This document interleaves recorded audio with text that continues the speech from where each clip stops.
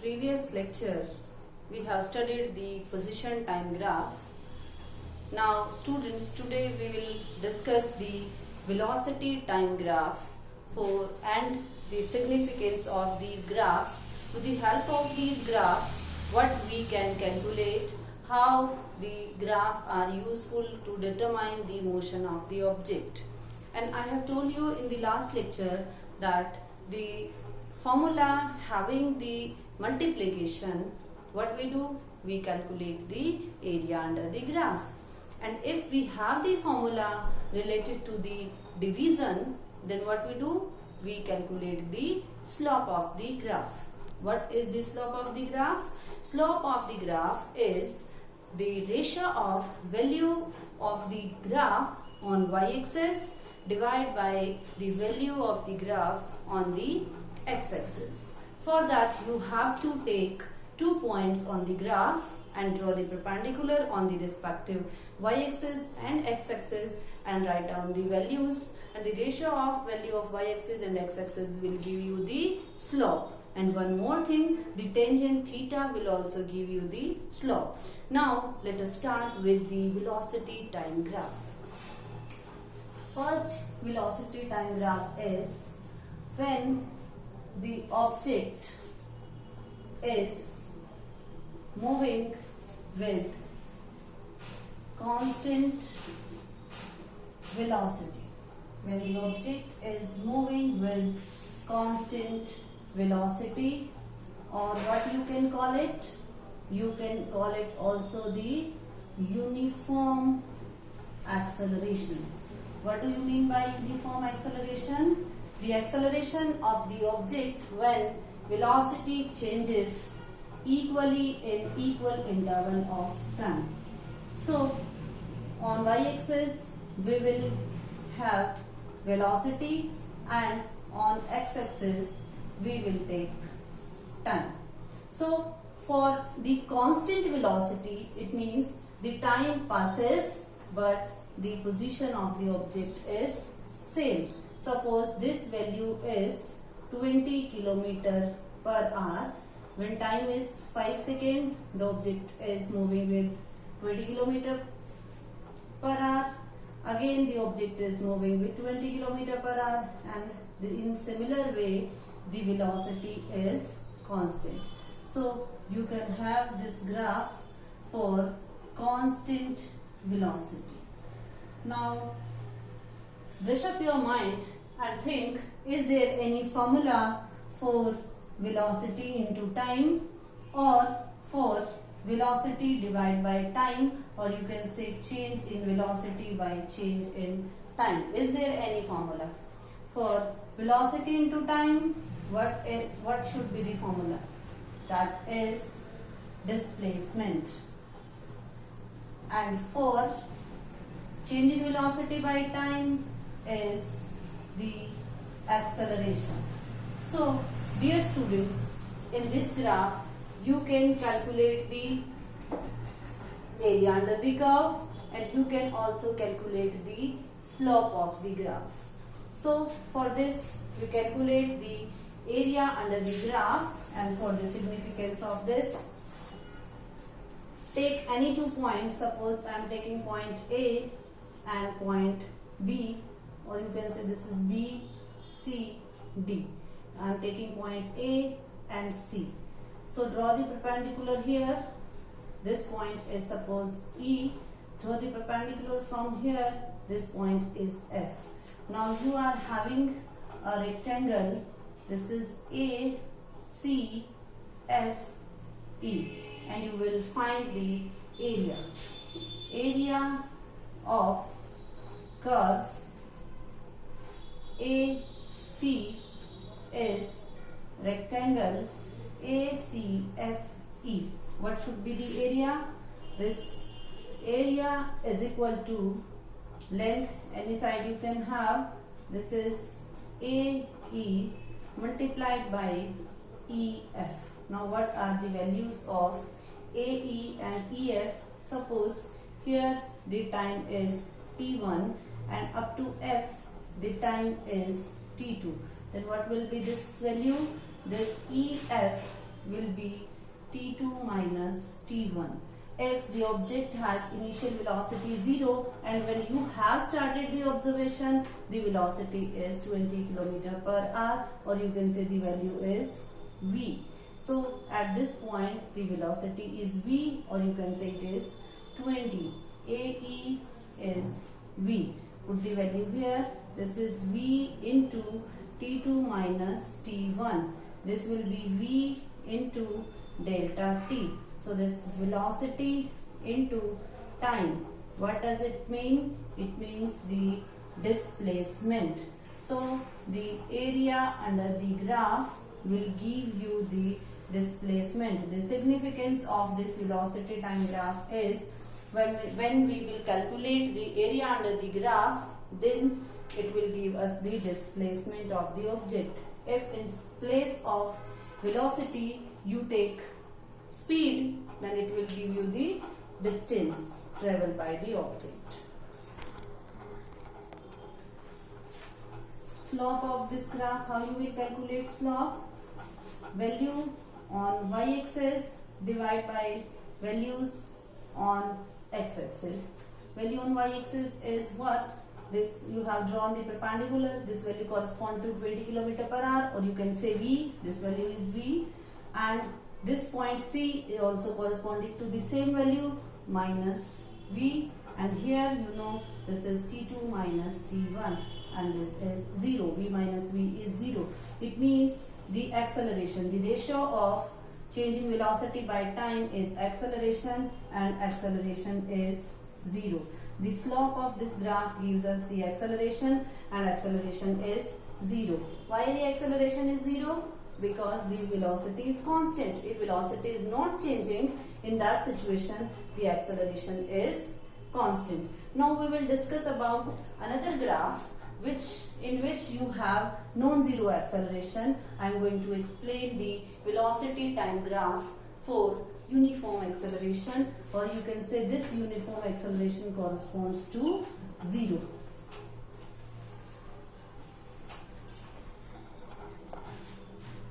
Number 2, the velocity time graph for uniformly accelerated motion. For uniformly accelerated motion.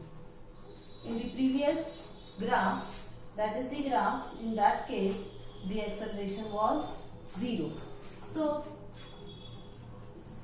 for uniform acceleration, what we will take, we will have the change in velocity uniformly with time, this velocity on y-axis and time on x-axis. For the calculation of the graph or slope, you can have any 2 points on the graph. Suppose this is point A and this is point B. Draw the corresponding perpendicular. Suppose time here is t1 and at point B the time corresponds to t2. Here this is suppose velocity v1 and here the velocity is v2. So what is the slope of AB? The value of this AB on y-axis, value of AB on y-axis, and divide by value of AB on x-axis. What is that value? This one. You can name it. Suppose this is CD and this is EF. So this will be CD divided by EF. What is the value of CD? This total value is O. This total CD will be OD minus OC. Here also this is O, T2, or you can say OF. This one total value minus OE. Put these values. OD is V2 minus OC is V1, OF is T2 minus OE is T1. What is this? This is change in velocity divided by change in time. So we have delta V by delta T. And what is delta V by delta T? That is the acceleration. So slope is equal to acceleration. And this graph is showing you the uniform change in velocity. So this motion is uniformly accelerated motion.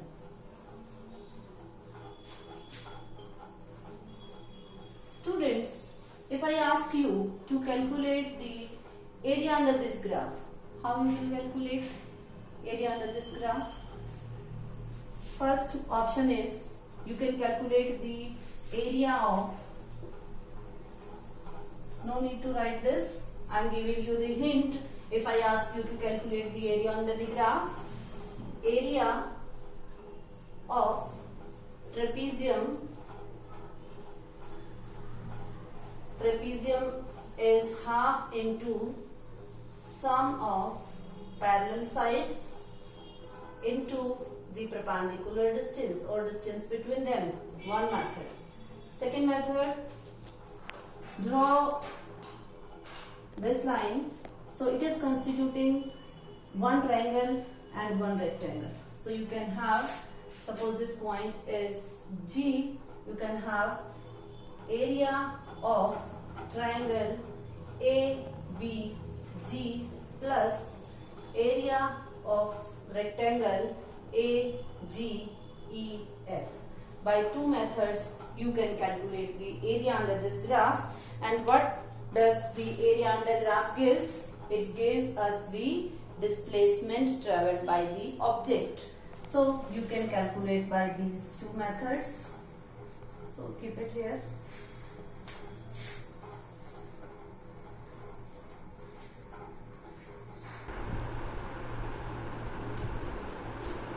Next is velocity time graph when object is thrown upward. First of all, think what happens when you are throwing the object in upward direction. When you are throwing the object in upward direction, then initial velocity in is non-zero because you have to provide some velocity, and moving against gravity, its velocity decreases. Agreed? And at the highest point, the final velocity becomes zero because for the fraction of seconds the object stops. And after that, it starts moving in downward direction, then its velocity increases in magnitude. But it is in opposite direction, as you have thrown it. So what should be the nature of the velocity time graph? Try to draw it. Take velocity on y-axis and time on x-axis. As the time passes, and initially when you start observation and you have thrown the object, what is there? The initial velocity is non-zero. So you have to take it non-zero. Suppose it is 20 meter per second. This is the initial velocity u. So object will start from here. And if the velocity is decreasing, it means you have to draw the graph like this. Here the velocity is zero. This is the zero level. It means this is the highest point where the velocity is zero. After that, what happens? After that, the velocity increases from 0 to 20. Suppose this is plus 20 and this is minus 20. This is plus 20. the velocity is increasing in magnitude up to 20. So its velocity will be up to 20 here. But why it is in the downward direction? Because the direction is opposite as we have thrown it. So the velocity time graph will continue towards the negative y-axis. And what about the speed time graph? Speed time graph for the same situation. When object is thrown in the upward direction, what will happen? The same process is repeated, but the velocity is a vector quantity. It has the direction, but speed is having only the magnitude. So speed time graph will be like this. This is speed and this is time. Initially, the object was at non-zero value. At the highest point, velocity becomes 0 and then it increases, but along the positive side, because in speed no opposite direction is considered. This is the highest point. From highest point, this is to the hands of thrower. Okay, clear to you? And second case, when the object is dropped from a certain height.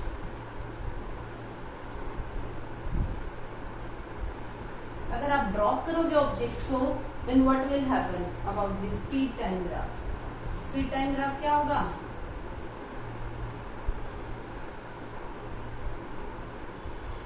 When you are dropping the object, in that case u is 0. You are not throwing, you are dropping the object, and here the final velocity is non-zero. And if you are avoiding the air resistance, then after striking to the ground, suppose a ball that will rebound back, it will bounce. So initially the value is 0, then it strike to the ground, and again it will move to the same height if other factors are avoided. So this will be the speed time graph. And for velocity time graph, what you will do? Next is velocity time graph. I have discussed the speed time graph, velocity time graph when the object is dropped. So velocity on y-axis and time on x-axis. You have dropped the ball from certain height, so u is 0. You will take u from here. Here u is 0, and it will have the maximum value when it will strike to the ground, which is not 0, and avoiding all the resistive factors, it will rebound back and will acquire the same velocity. So this will be like this. The velocity time graph and speed time graph for this will be same. And the next one is fifth one, graph when, draw the graph when a train starts from rest,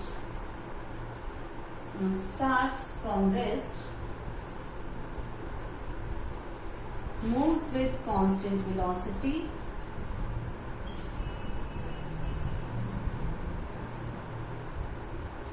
for some time, and then driver applies brakes